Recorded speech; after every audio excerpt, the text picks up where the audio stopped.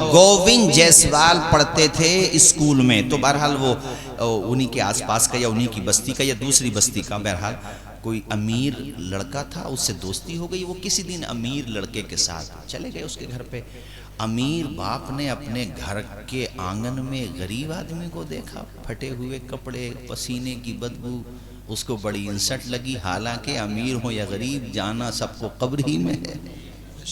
दूसरे समुदाय में हो तो भाई उनका भी अंतिम संस्कार की एक ही प्रक्रिया होती है, वो चंदन की लकड़ी का फर्क हो या दूसरी का, बहरहाल अमीर गरीब में आखिरी संस्कार में तो कोई डिफरेंस नहीं होता। हमारे वहां सबको कब्र में ही जाना है, कफन के कपड़े की क्वालिटी का फर्क हो सकता है, बस जाना तो सबको कब्र में ही है। नहीं भाई, जाना सबको। तो मैं बता रहा हूं, बहरहाल इंसान की सोच होती है। उसने जो है अपने लड़के को डांटा कि तूने इस गरीब से जिसके बदन से पसीने की बदबू आ रही है दोस्ती क्यों की। गोविंद जायसवाल कहते हैं ये बात मेरे दिल को चुभ गई और मैंने अपने घर पे आके अपने पिताजी को ये बात बताई और पूछा कि मुझे तरक्की करना है, लाइफ में प्रोग्रेस करना है, मैं इंसल्ट बर्दाश्त नहीं कर सकता, आपको भी रिस्पेक्ट दिलाना है और खुद को भी रिस्पेक्ट दिलाना है। इसके लिए मुझे क्या करना पड़ेगा। पिताजी ने कहा बेटा एजुकेशन हासिल करो, सियासत का रास्ता होता है या दौलत का, वो हमारे पास है ही नहीं ऑलरेडी।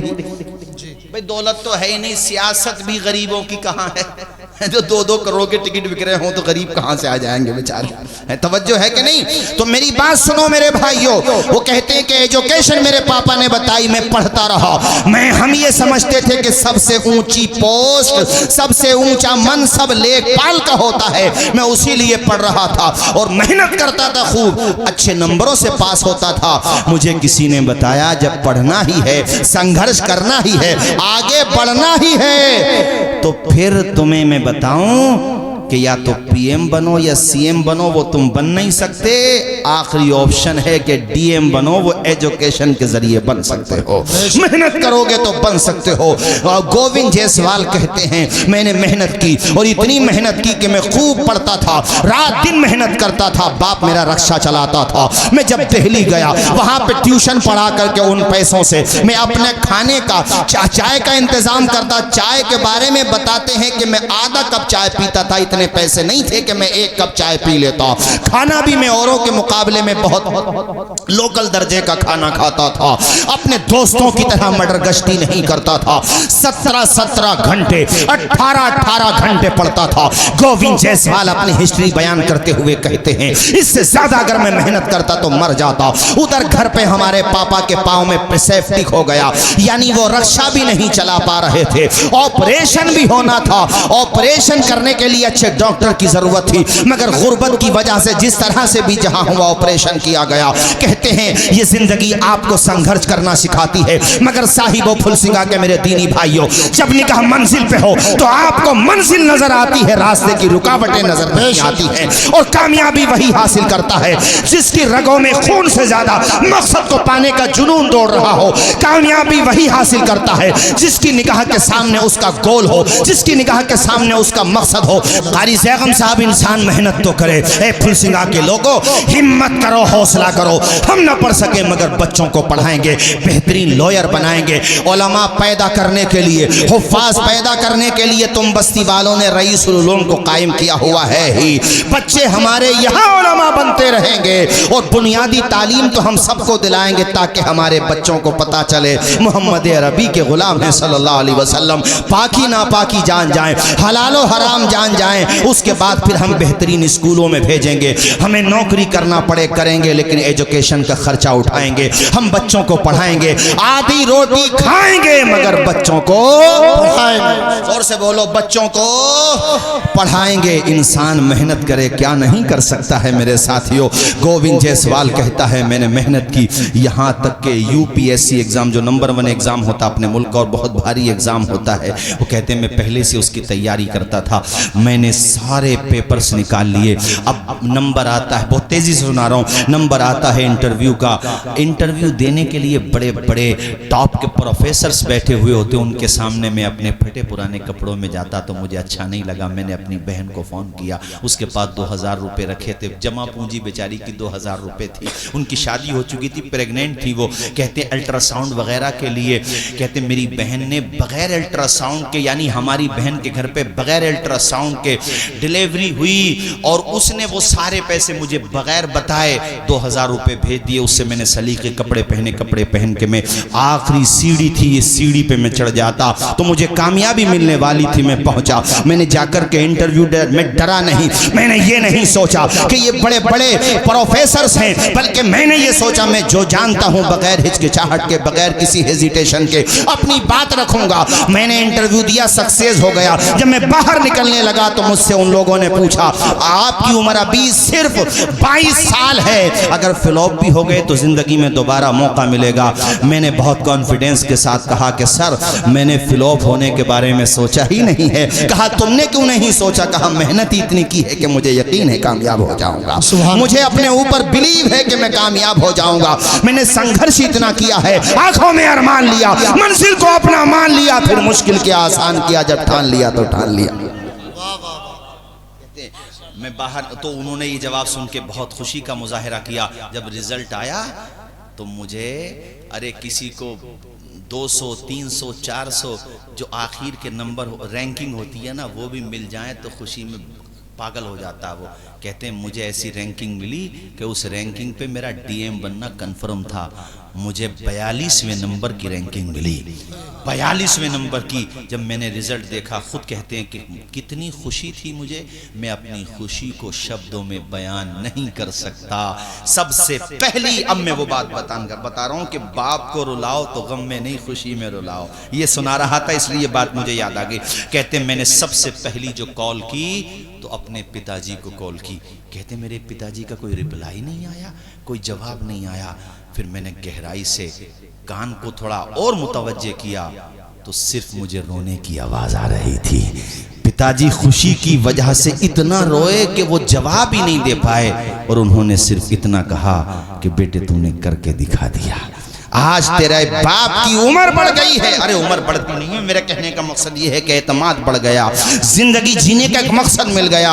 और चंद दिनों पहले ये वाकया उसके पिताजी के साथ हुआ था कि उसके पिताजी के रक्शे पर एक होमगार्ड ने डंडा इतनी जोर से मारा कि उसके टायर में जो है सुराख हो गया, पंचर जिसको कहते हैं। तो किसी एडवोकेट थे, कोई उन्हीं के गाँव के, इत्तेफाक से थे वहां पर।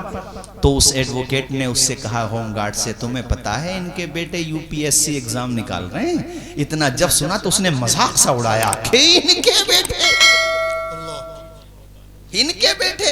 कहते जब एग्जाम निकल गया, पूरे बनारस में खबर पहुंची, बड़े बड़े नेतागण, बड़े बड़े महोदय और बड़े बड़े ओहदे, लाइन लग गई इंटरव्यू लेने वालों की। तो होमगार्ड साहब भी आए, वो भी पहुंच गए और जाकर के उन्होंने अपनी गलती मानी। कहते मेरे पिताजी ने माफ कर दिया, मगर जब वो वापस आने लगे तो हमारे पिताजी ने कहा, साहब किसी की गरीबी देख के, किसी का रंग देख के, किसी की बिरादरी देख के, किसी की मकान की कच्ची छत देख के उसके फ्यूचर का फैसला मत करना, उसकी तकदीर का फैसला नहीं करना। याद रखना वक्त बदलता है, अगरचे वक्त बदलने में कुछ वक्त लगता है।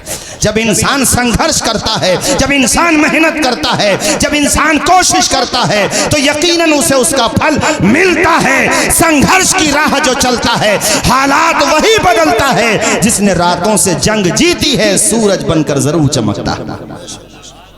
हाँ बुला लो। तुम्हें सुनाने का मकसद सिर्फ ये था कि ये न सोचना कि हम एक विलेज में रहने वाले हैं, हम क्या कर सकेंगे। अरे तुम तो बहुत कुछ कर दोगे। दिमाग का इस्तेमाल तो कराना सिखाओ अपने बच्चों को। हमारा और आपका दिमाग पैराशूट की तरह है। एक मुफक्किर ने कहा था, इंसानों तुम्हारा दिमाग पैराशूट की तरह। पैराशूट हवाई जहाज में अगर इमरजेंसी कोई सिचुएशन आती है, जैसे वो क्रैश होने वाला है या कहीं पानी में लैंडिंग होने वाली है इमरजेंसी उसकी, तो पैराशूट के जरिए से पैसेंजर्स को छोड़ा जाता है। पैराशूट को खोलते हैं तो फिर वो गुब्बारा सा हो जाता है, तो आदमी आसानी से जमीन पे आ जाता है।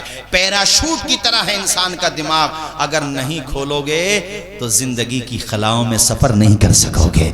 और अगर इस्तेमाल करोगे अपने जहन को, मैं कहता हूं चलो बिजनेस ही में इस्तेमाल करो, तालीम में इस्तेमाल इस्तेमाल करो, बेहुदा बातों में इस्तेमाल न करो। खाली दिमाग शैतान का घर होता है। तालीम में, नॉलेज में, माँ बाप की खिदमत में, अच्छे कामों में, रिलीफ के कामों में मेहनत करो, कामयाबी हासिल करो। राहत इंदौरी ने कहा था, परों को खोल जमाना उड़ान देखता है, जमीन पे बैठ करके आसमान देखता है। बेशक बेशक परों को खोल जमाना उड़ान देखता है। वाह वाह। और इसकी शुरुआत आदमी को कर देना चाहिए। बिजनेस कर, अब जितने जैसे अपने यहाँ के कितने लोग होंगे माशाल्लाह, अहमदाबाद में जाकर तरक्की की, भाई आपके फुल सिंह अहमद आला हैं, रामा बुजुर्ग बहुत हैं, तो जाहिर सी बात है एक दिन में तो उनको पकी पकाई ना मिली। पकी पकाई तो किसानों को भी नहीं मिलती। पहले उसको, हाँ भाई, पहले उसको दाना, उसके बाद भी एकदम से बाहर नहीं आना है। अभी तो फसल पकाना, उसके लिए कितने पीरियड्स आते हैं, कितने टाइम्स गुजरते हैं, तब जाकर के हैं। वो कहा है ना कि मिटा दे अपनी हस्ती को अगर कुछ मर्तबा चाहे, कि दाना खाक में मिलकर, आवाज आए कि दाना खाक में मिलकर। यार कश्ती जब लहरों से टकराती है तो किनारे तक पहुंच ही जाती है। लोहार जब कुटाई करता है ना उसकी लोहे की, तो वो कुंदन बन ही जाता है। चूंटी भी जब अपनी मंजिल की तरफ जाती है, दीवार पे देखा होगा, गिरती है, फिर चढ़ती है, फिर गिरती है, मगर फाइनली उसे भी कामयाबी मिल जाती है। वो चूंटी हिम्मत नहीं हारती। यार तुम तो अशरफुल मखलूकात हो। संघर्ष तो करना सीखो।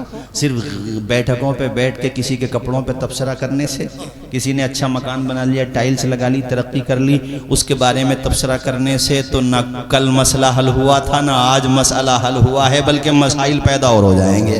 भाइयों, आखिर में जाते जाते कारी जगम साहब, मैं ये कहूँगा, रोटी भी ना मिले फाका कर लो, मगर बच्चों को जोर से, बच्चों को इसके अलावा रास्ता नहीं बचा।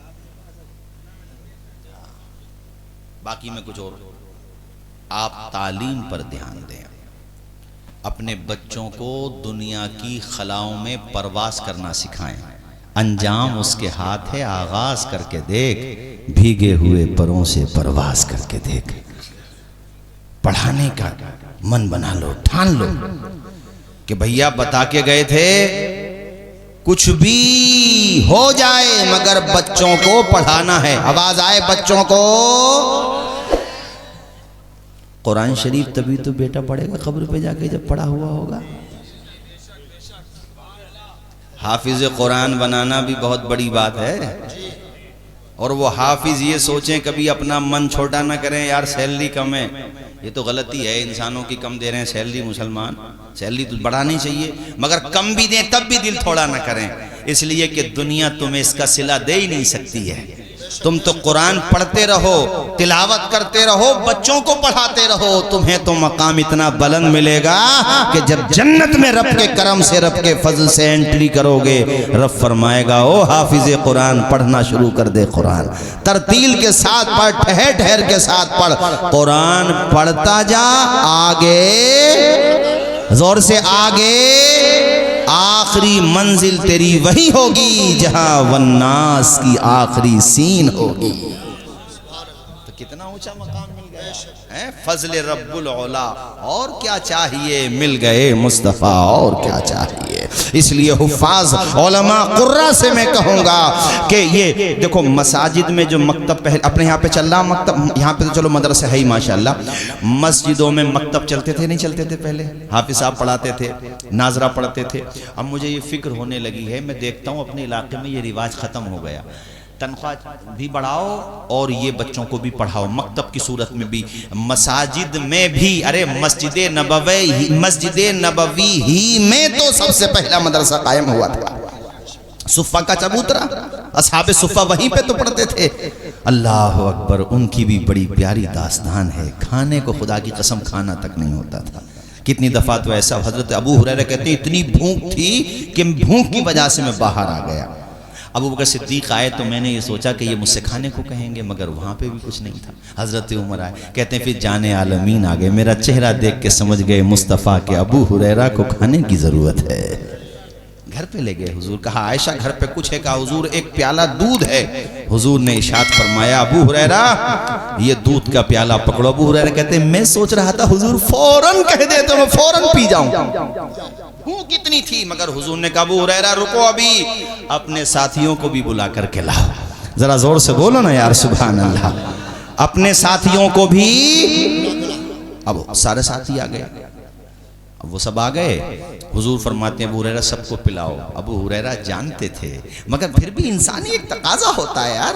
कहते थे मैं कभी दूध को देखता था, कभी पीने वालों की तादाद देखता था, मगर यकीन था मैं दूध पे भरोसा नहीं कर रहा था, पिलाने वाले मुस्तफ़ा पे भरोसा कर रहा था। मेरे करीम से अगर कतरा किसी ने मांगा, दरिया बहा दिए हैं, दुर्बे बहा दिए हैं। जब आ गई हैं जोशे रहमत पे उनकी आंखें जलते बुझा दिए हैं, रोते हंसा दिए हैं। रोते हुए सहाबा मुस्कुराने लगे और हुजूर की अदाओं को देख के उनके लबों पे मुस्कुराहटों के गुलाब खिल गए। अल्लाह के पैगंबर ने सबको वो दूध नोश करने का हुक्म दिया। अबू हुरैरा कहते हैं आखिर में मेरा नंबर आया, अब मैं वो दूध देख रहा हूँ। खुदा की कसम है, हजरत अबू हुरैरा कहते हैं जैसे मैंने शुरू में पेश किया था उस वक्त का एक कतरा भी दूध का कम नहीं हुआ था और सबके सब सैराब हो गए थे।